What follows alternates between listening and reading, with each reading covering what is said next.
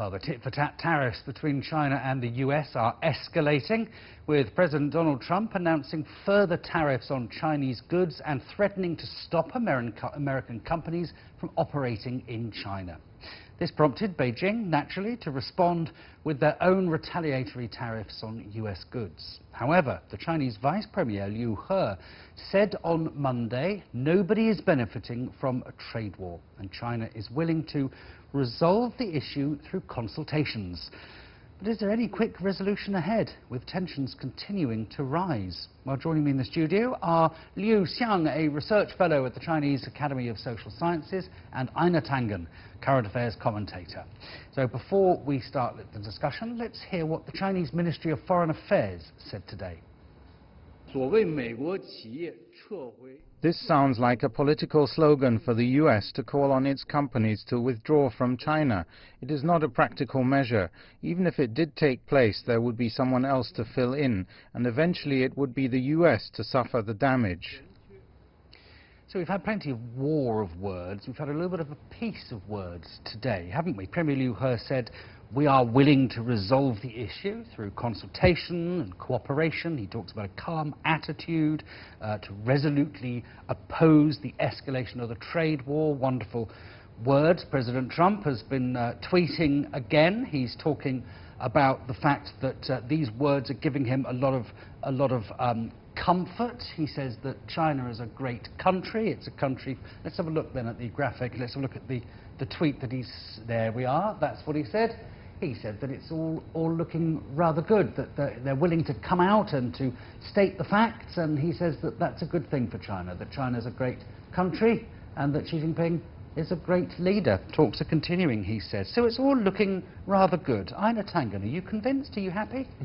It's all over.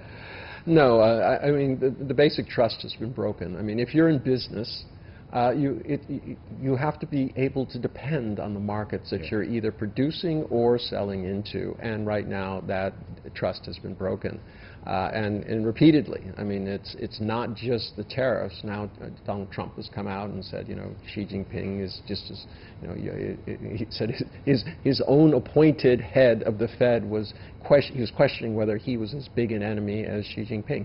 So, you know, the war of rhetoric maybe in his mind is rather minor, but from the Chinese perspective, they take it very literally, and they see these signs as a further gap. So despite all the nice words, and if there are some trade truces, the fact is that there is an active decoupling that's going on. Lyu Xiang, it's also about ego, isn't it? And we've been hearing today from Xinhua news agency in China that saying Washington's bullying will only toughen Beijing's fighting will, and the People's Daily in Beijing says China's stance to retaliate firmly will never waver. Yeah. Nobody's going to back down, are they?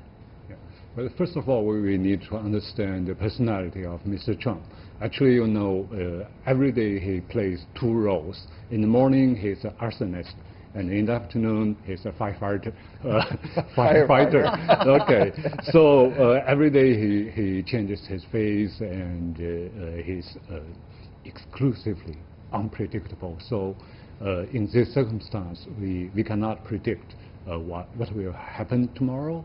And China's position is consistent and persistent. We are always open to negotiations and consultations between our two sides.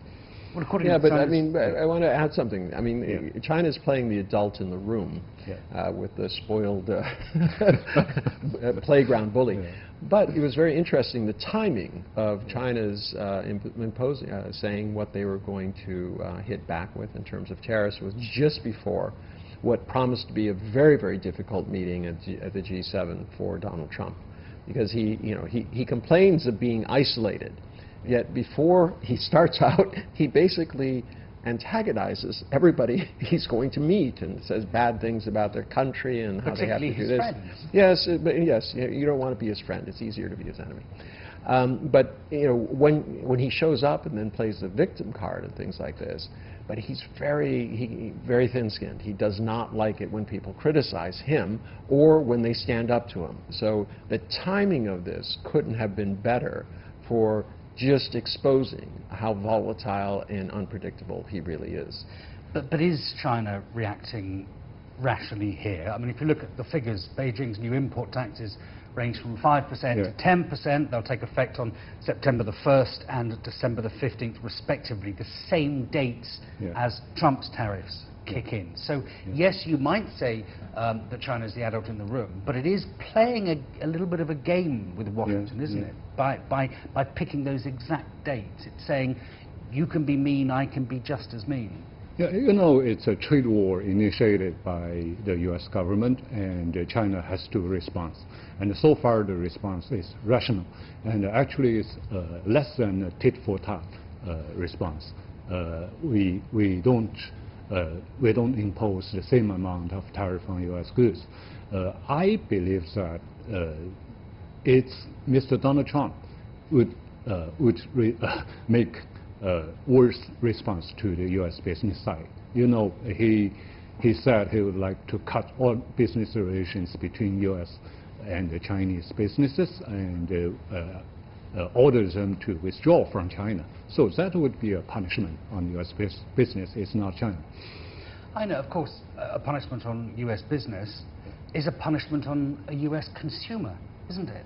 Oh, absolutely. I mean, the last time around when he was proposing these things, they had 600 companies and consumer and industry groups trooped down to Washington, D.C., and over the course of 7 exhaustive days give forth the same scenario. This is horrible for all of us. You know, we talked about last time when they shut down the government, 40% of the people didn't have $400 in case of an emergency.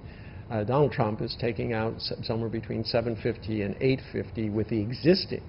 If he actually imposes this, he's going to take out another $350 to $450. So that's the average family.